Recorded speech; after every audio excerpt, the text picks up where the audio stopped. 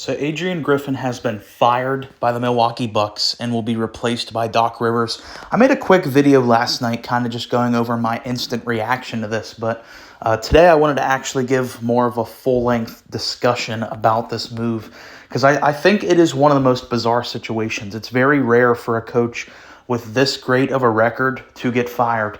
And usually, first-time head coaches usually get at least some amount of time, whether it's a year, whether it's 2 years, to figure things out. But the Milwaukee Bucks, they're not in that situation where they can afford to have their head coach figuring out on the job. And that's why the hire kind of didn't really make sense to me at first. I get it.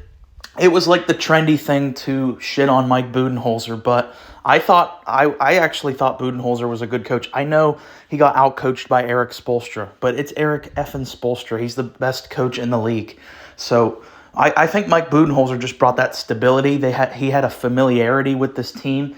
And something else that's a really big piece of this guy was hired as the head coach before the Damian Lillard trade happened.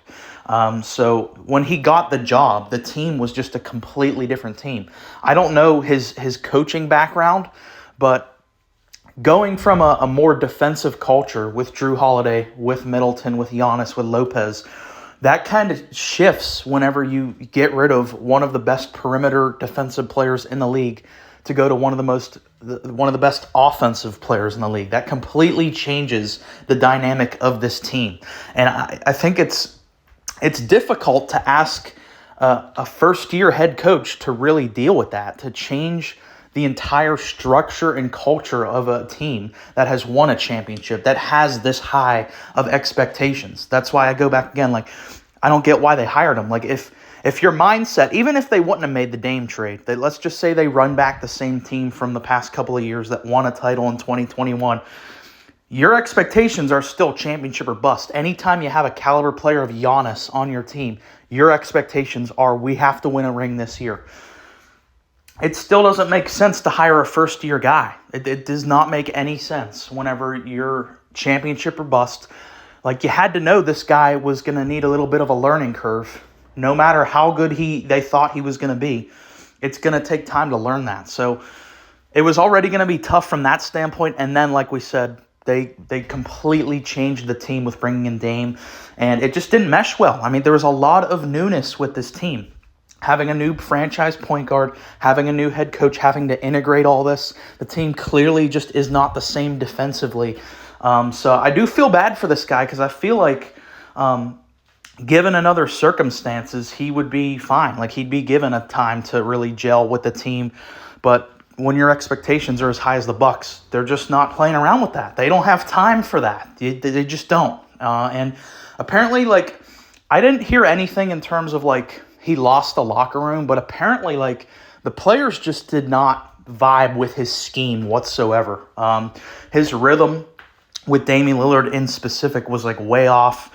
And we already talked about their defensive woes. They had a massive drop-off this year. I think you can definitely say Drew Holiday going to a new team makes a big part of that, but it's going to get blamed on the head coach. So 30-13, the first head coach of the NBA season to get fired is kind of crazy to me. And like I said in that short video, there's so many other disasters going on right now in the NBA. Like the Pistons, I don't know how Monty Williams still has his job. Like the Lakers, I don't know how Darvin Ham still has his job. For those guys with far worse and more putrid records to still be around, and this is the first guy that gets the axe, to me is crazy. But let's talk now about the Bucks' new head coach, Doc Rivers.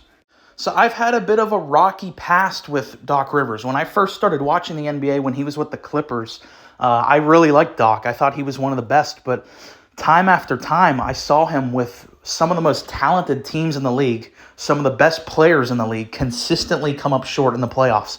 You think about the Lob City Clippers. You think about the first year with Kawhi and PG with the Clippers where they flamed out in the bubble. And then you look to Joel Embiid over the past couple of years. They just always came up short in the playoffs. And this is why, to use a football comparison, I think he's the Mike Tomlin of the NBA. Your team's never going to be bad when you have Doc Rivers as your head coach.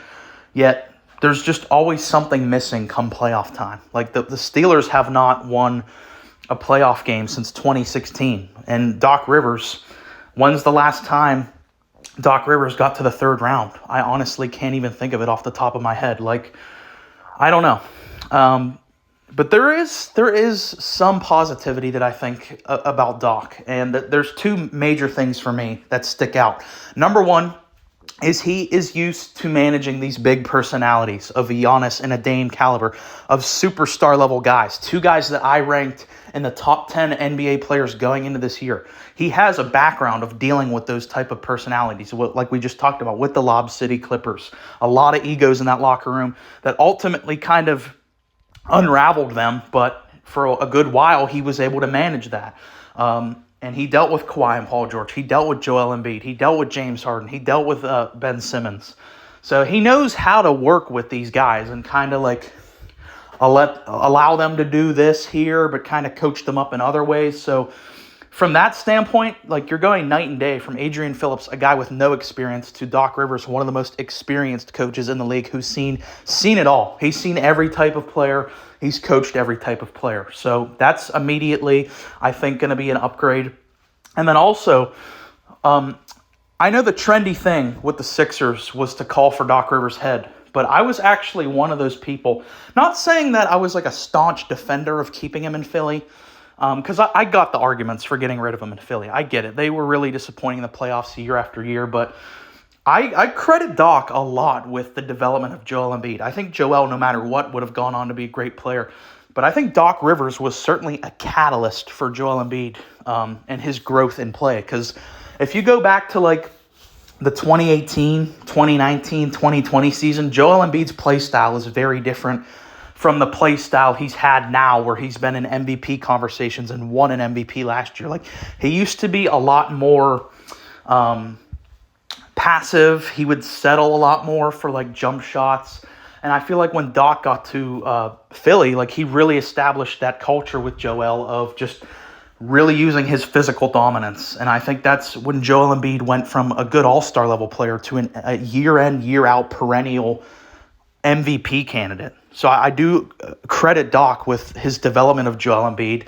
And I think you can obviously clearly see some similarities with Giannis and Joel. So I think this is an upgrade over Adrian Phillips. I know a lot of people out there don't like Doc because he's had a lot of playoff failures, but just from like a perspective of you're bringing in a guy who knows what he's doing compared to a guy who didn't, I think is going to make an immediate impact. The guys in the locker room are going to respect Doc Rivers. They're going to listen to what he has to say. So let me know your thoughts on all this in the comments. Was it fair to get rid of Adrian Griffin, who had a 30-13 record as a head coach?